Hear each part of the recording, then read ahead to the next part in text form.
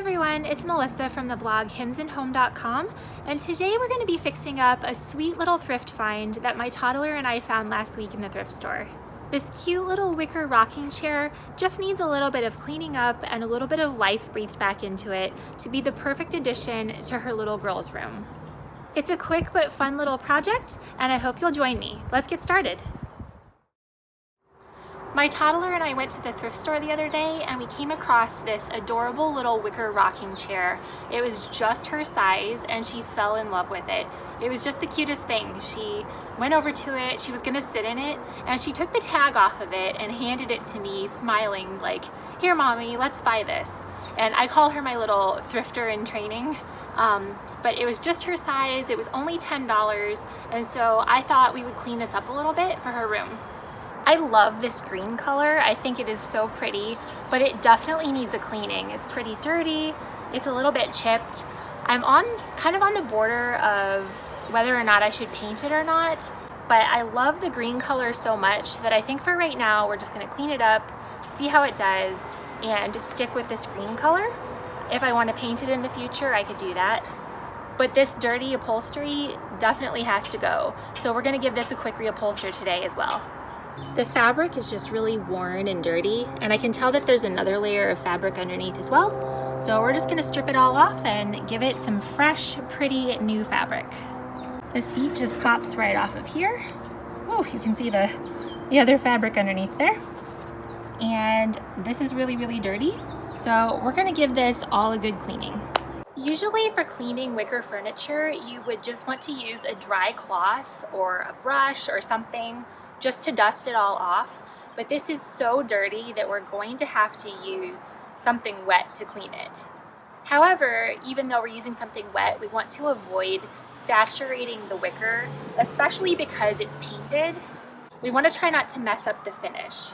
I filled this bowl with water, and then I added in about 2 tablespoons of some just mild Castile soap, along with about a 1/4 cup of white vinegar. I added in the soap to clean and the vinegar to act as a disinfectant for any mold or mildew that might be on the piece, because it does seem pretty old and I don't want there to be any mold or mildew in my toddler's room, especially since it's going to be kind of close to her bed. I don't want her to be breathing that in.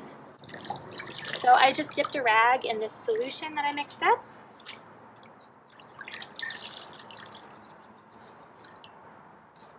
Wrung it out,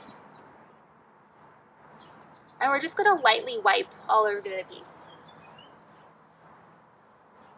I always like to use a light colored rag because it interests me to see how much dirt comes off of this.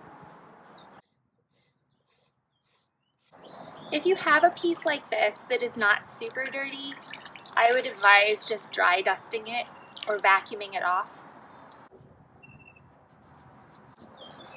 Anytime you're going to have something vintage or antique around children also, you want to be sure that you're not dealing with something that has lead paint on it. Now, this does not look like lead paint to me at all. It looks like spray paint, just modern spray paint.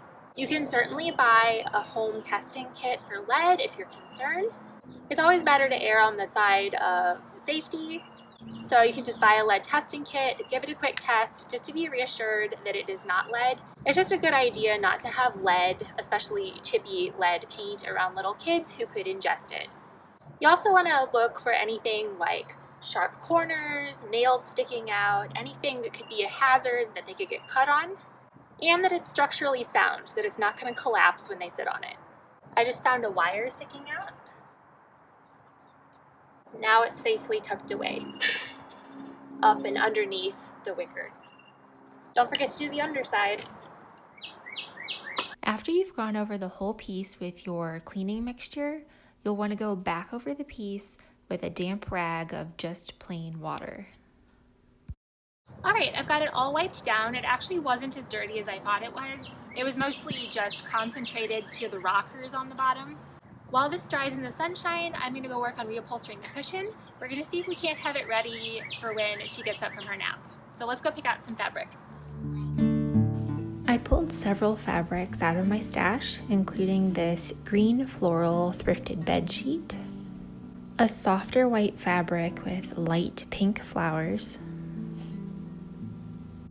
and this green and white plaid, which is actually a thrifted shirt. You can let me know which one you would choose below in the comments. Anytime you're removing something like nails or staples, it's a good idea to wear some protective gloves and eyeglasses.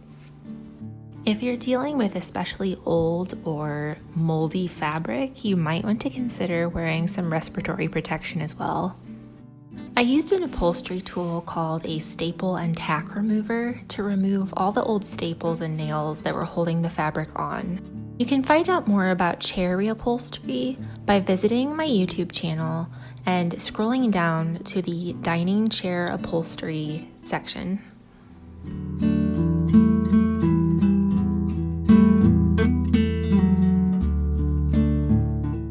I thought the top layer of fabric was difficult to get off, but the under layer of fabric, the older one, was even tougher. The upper layer of fabric was held on by staples, while the original fabric was held in place by tacks. The tacks were so old and brittle that every time I would try to take one out, the head would break off. Another good reason to wear eye protection. I ended up having to pull them out the best I could using needle nose pliers, and there were a few that refused to come out, so I had to hammer them down into the frame using a tack hammer so that they would not be sharp.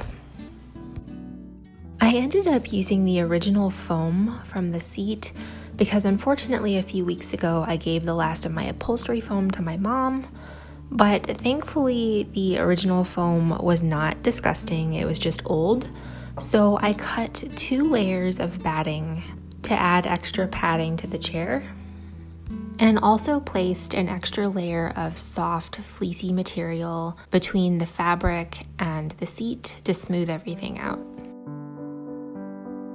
Just so you know, that's a wad of black fabric stuck to the foam, not an insect.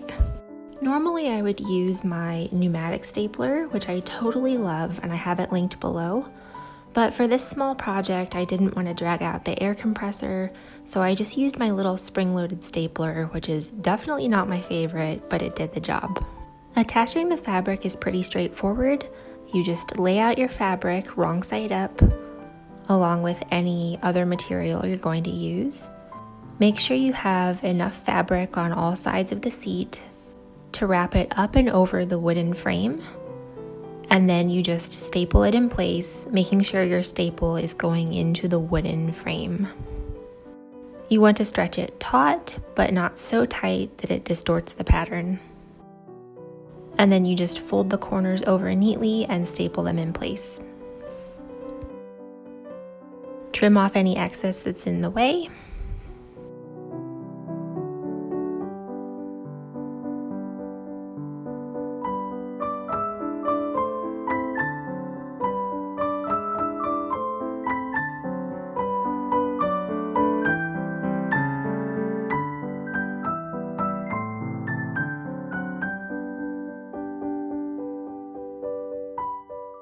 I'm excited because I think it turned out really cute.